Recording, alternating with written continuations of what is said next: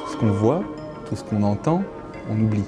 Tout ce qu'on fait, on retient. C'est pas moi qui le dis, c'est Confucius. S'entraîner, c'est apprendre à tomber du vélo, comme on dit, et c'est quand on tombe du vélo qu'on apprend à faire du vélo, c'est quand on enlève les petites roues. Donc il faut pratiquer, pratiquer, pratiquer. C'est pas parce qu'on est au top niveau qu'il ne faut pas s'entraîner.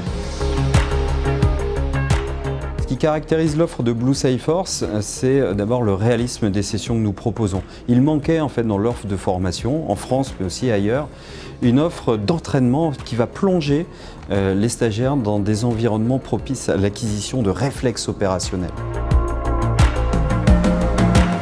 Ce qui nous distingue au niveau Blue Skyforce de la plupart des centres de formation, voire même de la majorité des centres, c'est qu'on est capable de construire une sorte de simulateur de vol pour les cyberdéfenseurs, c'est-à-dire de reconstruire au besoin des systèmes composés de machines, de serveurs, jusqu'à des systèmes avec des automates industriels pour les systèmes industriels, de manière à avoir des apprenants en face avec des réalités métiers et face à un réalisme opérationnel.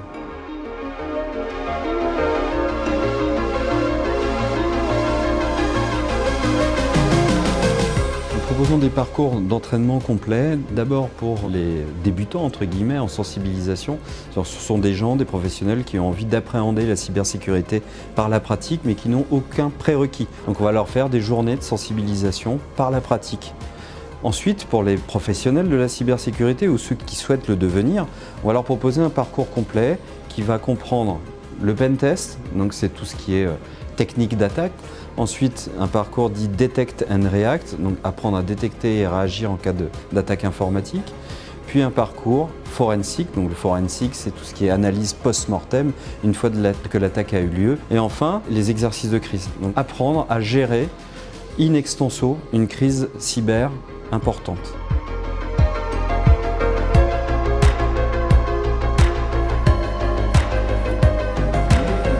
Je trouve que tout ce qui permet de diffuser la culture de la cybersécurité, de la sécurité numérique, qui forme les gens, qui permet d'avoir des gens encore plus compétents, elles sont très importantes.